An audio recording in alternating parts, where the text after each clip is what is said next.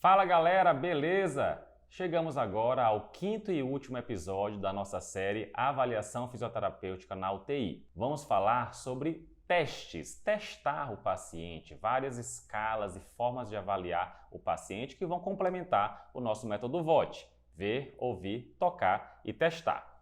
Solta a vinheta!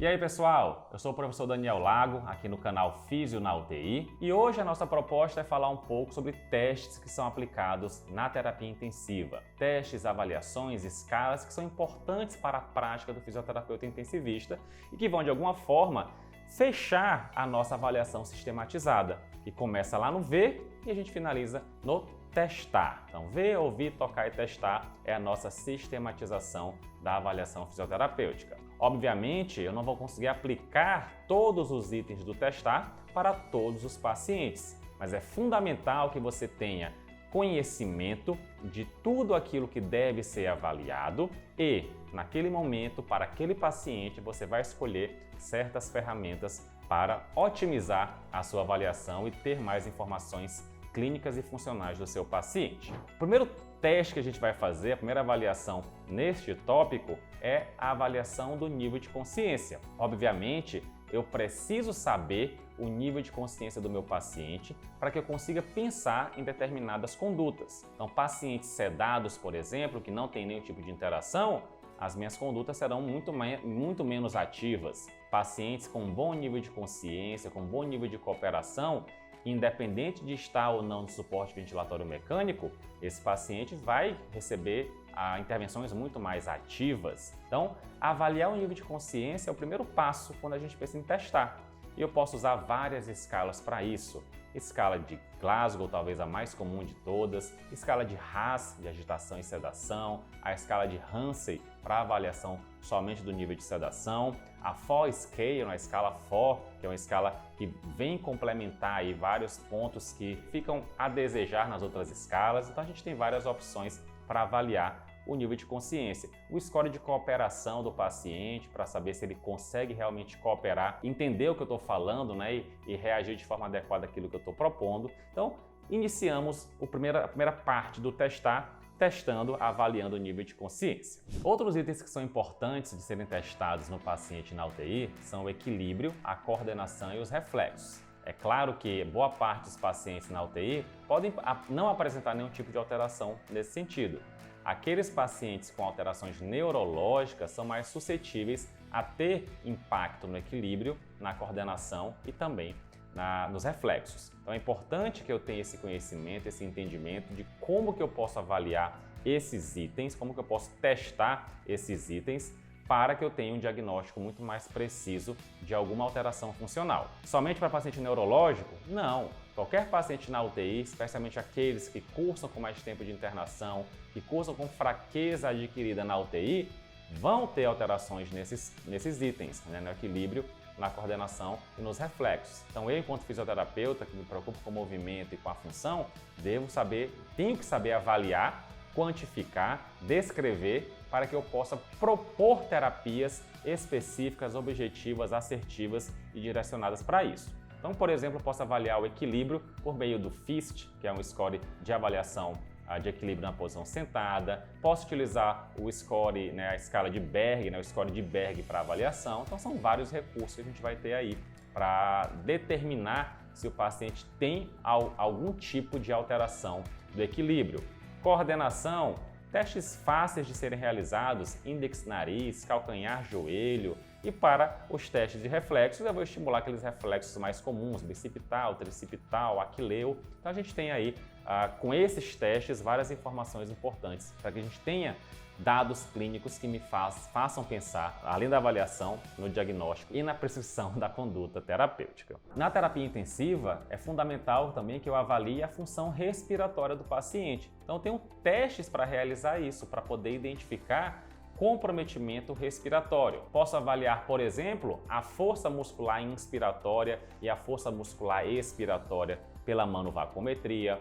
posso avaliar volumes e capacidades pulmonares utilizando a ventilometria, pico de fluxo expiratório por meio do peak flow. Então a gente tem aí facilmente várias informações que nos dão um indício de uma possível alteração respiratória do nosso paciente. Eu vou aplicar isso tanto no paciente entubado, traqueostomizado na ventilação mecânica, quanto nos pacientes que estão em ventilação espontânea. Não vou diferenciar o paciente, eu posso avaliar em qualquer perfil de paciente, só que logicamente em cada perfil a avaliação vai ter uma forma diferente de ser realizada. E por meio desses dados eu consigo identificar, por exemplo, déficit de expansão pulmonar, eu consigo identificar déficit de tosse, déficit de força muscular respiratória. Identificando essas disfunções, fica muito mais fácil de eu direcionar o tratamento para aquele paciente. A avaliação da musculatura periférica por meio de testes específicos para a força muscular também é fundamental na terapia intensiva. Então, quando a gente pensa em avaliação muscular periférica, dois recursos são talvez os mais utilizados, os mais simples, o de mais fácil acesso, que são a dinamometria de preensão palmar, usando um dinamômetro simples, de preensão palmar, dinamômetro hidráulico muitas vezes, que me permite a mensuração da força muscular periférica, ou então a aplicação daquele score de Oxford, naquela avaliação do MRC, em que eu pontuo de 0 até 5 o grau de força muscular. E, pensando em terapia intensiva, pensando em diagnóstico da fraqueza adquirida na UTI, eu posso aplicar o MRC Sun Score, aquele somatório de 6 movimentos de um lado, 6 movimentos de um outro, aplicando o score de 0 a 5, somando e tendo uma pontuação final mínima de 0 e máxima de 60 pontos. Então eu diagnostico a fraqueza por esse método e muita gente acaba utilizando como uma forma de avaliar a força muscular periférica. Especificamente para a UTI, a gente pode aplicar também escalas funcionais. Então eu tenho mais essa forma de testar o paciente para avaliar a funcionalidade ou então o nível de mobilidade desse paciente. Então algumas escalas eu apenas pontuo, dou uma pontuação, na verdade, de acordo com o nível de mobilidade que o paciente apresenta.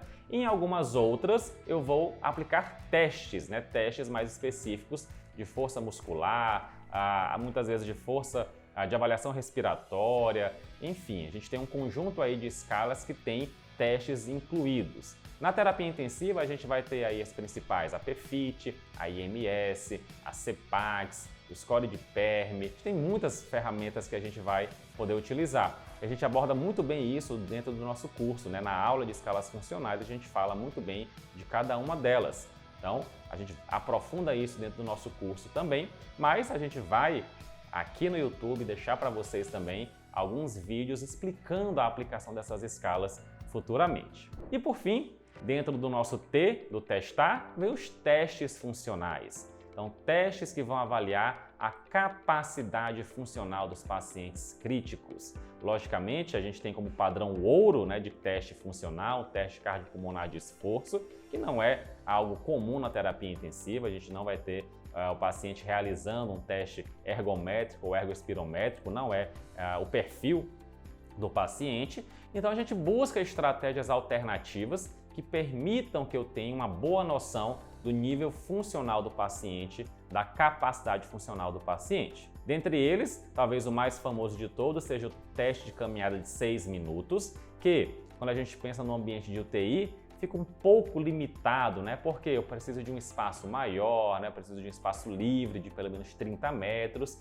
e a gente dificilmente vai ter isso no ambiente da terapia intensiva. Por conta disso, a gente tem buscado nos últimos anos, os estudos vêm mostrando para a gente a possibilidade de aplicar outros testes funcionais que vão ser representativos da condição funcional do paciente. Como, por exemplo, o teste de sentar e levantar, de 5 repetições, de 30 segundos, de 1 minuto. O TUG teste, que serve tanto para equilíbrio quanto para a gente ter uma noção da condição funcional do paciente, risco de quedas também. Temos também teste de marcha estacionária de 2 minutos, teste de degrau, teste de velocidade da marcha, de 4 metros, de 10 metros, aí tem várias opções, com velocidade usual, com velocidade máxima. Então, ferramentas nós temos demais. A gente apresentou nessa série grande quantidade de opções de avaliação. A gente ofereceu para vocês um cardápio de avaliação, Vou aplicar tudo para todo mundo? Logicamente não, mas você conhecendo o cardápio de avaliação,